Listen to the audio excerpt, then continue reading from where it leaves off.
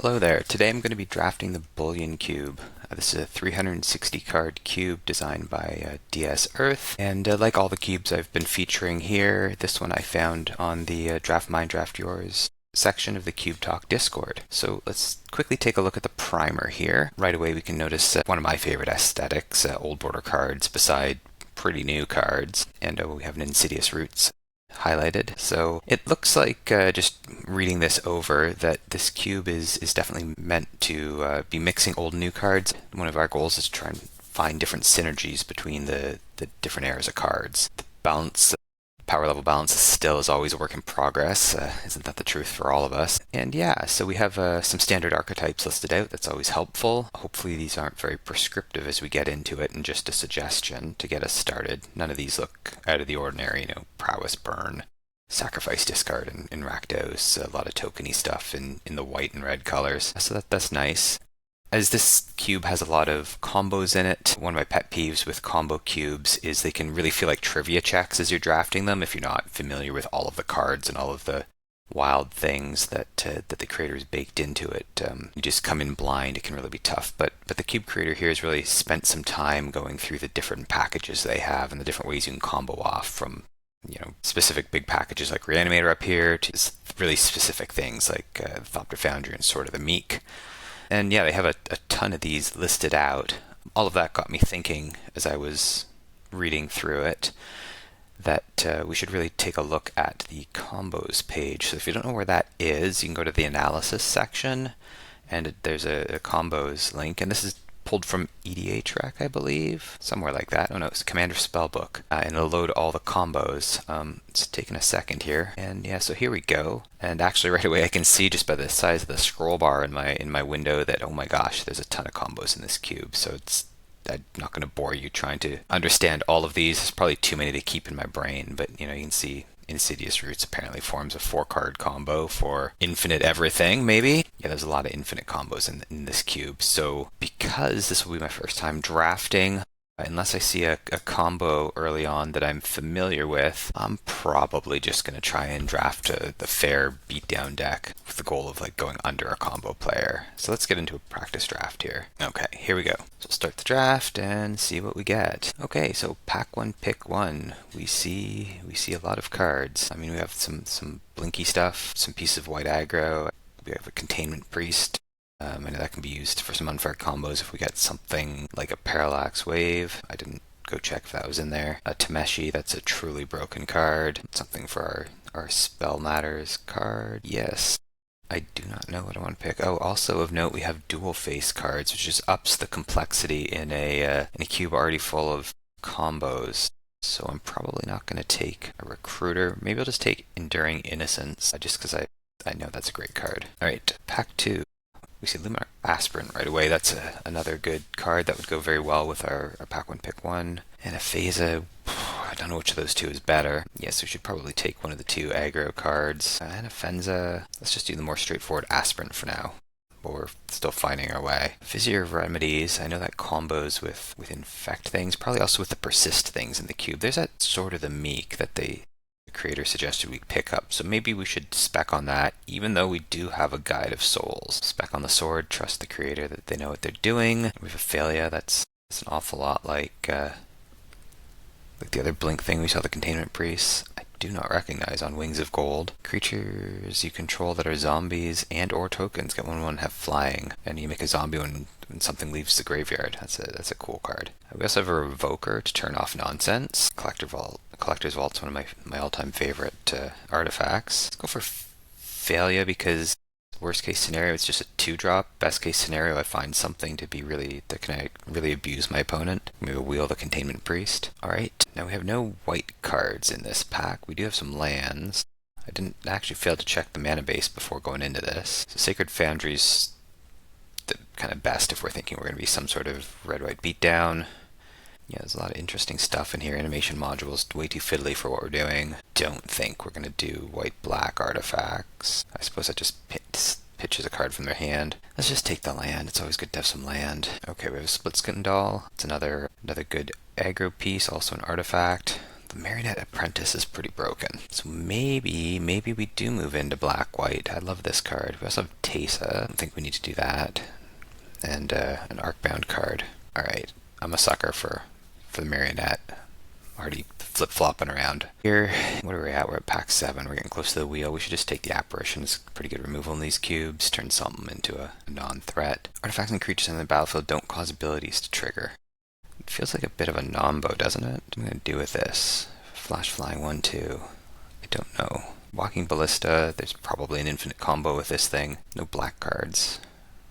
Really pretty Muldrotha. I'm wondering if the cube actually has the art. That's yeah. There's a tag here, Japan. I wonder if it has a Japanese version of this. I guess we'll just keep the Thrall for now. There's a Containment Priest that goes really well with Ophalia we picked up, so we're gonna do that, and then maybe get a land that will.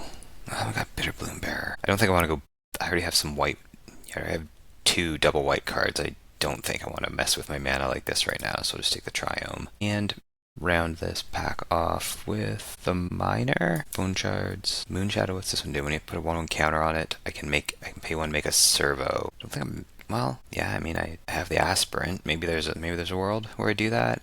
Moonshadow. Moonshadow is just keyword big if you can get rid of his counters, and it's Menace. Yeah, maybe we'll do that. Tissa seems a little more controlling than what I'm doing, but better than this Daredevil. We're not going to play with the speaker. Okay, so after pack 1, just take a look here. And we started pretty heavy white, and let myself get kind of pulled a little bit into black. I do have outs to splashing red. I got two red sources already, and we've got a bit of a counters thing going on, and a bit we can try and mess around with the Containment Priest and Phalia. So moving on, we got some straight up removal, which would be nice. What else is in here? Path to Exile. I mean, it's probably good in a cube like this. It's instant, deals with anything. I don't love that it gives the opponent a land. We can probably wheel Commando, and I guess I could play this if I need to, but no, I don't want to play with that. So maybe we take this super cheap removal, just to break up whatever our opponent gets going on. Alright, moving on, we are not a board wipe deck. Perilous Snare is a very good card. I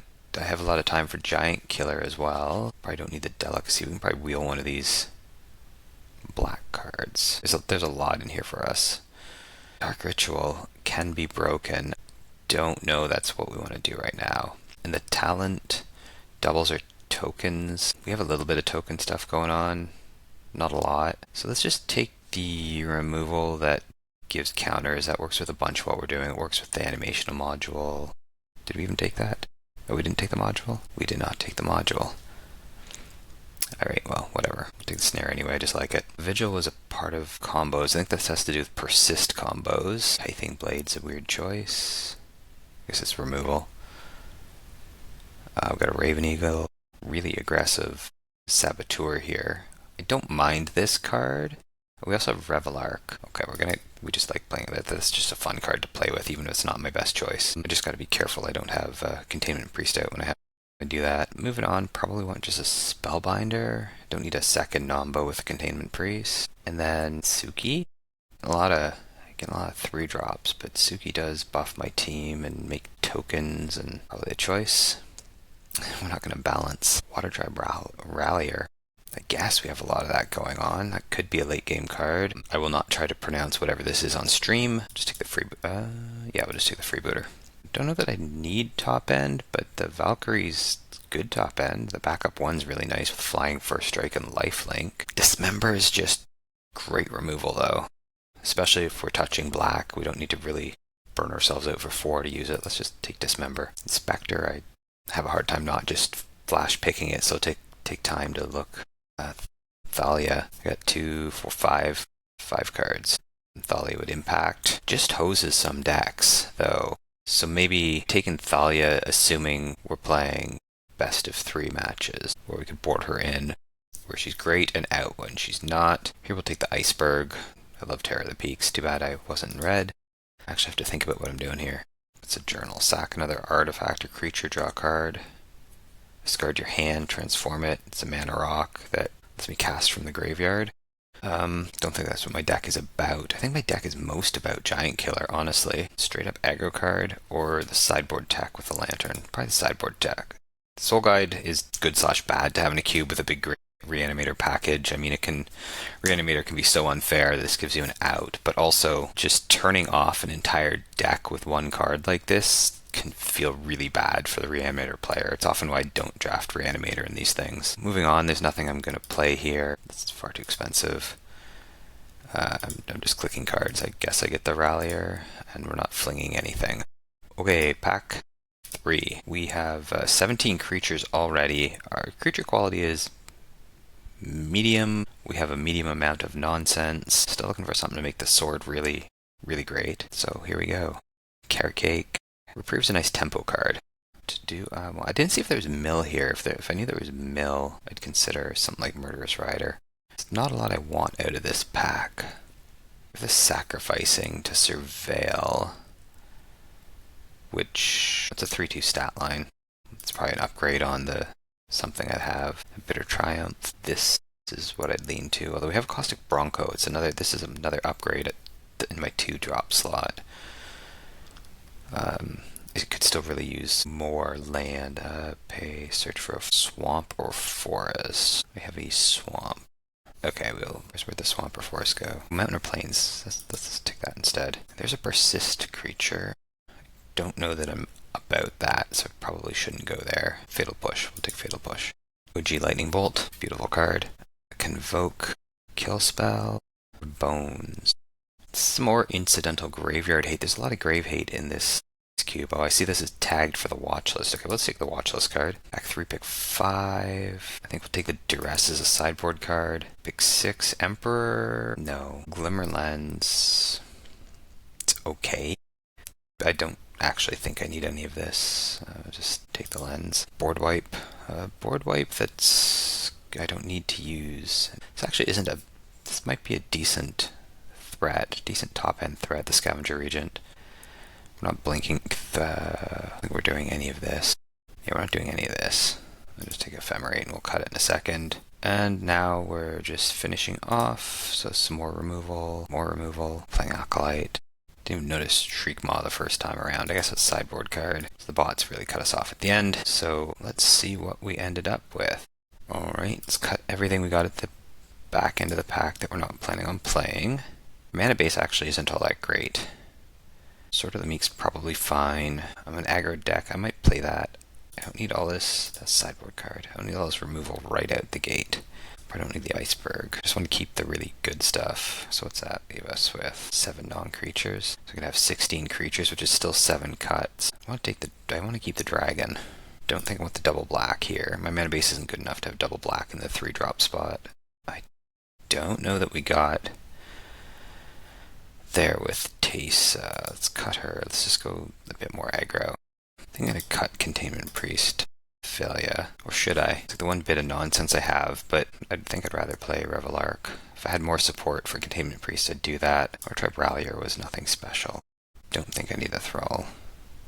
I got 9 drops down here. Decent. Yeah, we're sitting at 23 non-land. My mana base isn't the best. So I think this might be how I'd set this up. I have some angst about cutting 4 2-drops, but yeah, I think that's where I'm going to call it here. So save this deck.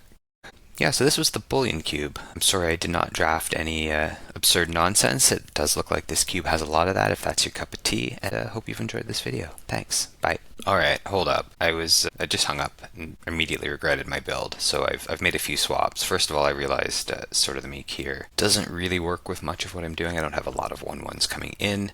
I also forgot to take out Thalia. So what I have done is I've slotted back in Thalia and the Containment Priest. To eliminate the Nombo with Revelark, I've got rid of that card as well. And yeah, so that sort of cleans up the deck a little bit. So we're still looking at 23 cards. We've got a slightly better curve because we've removed one of the higher drops. And yeah, I think this is probably the correct build. Okay, bye for real this time.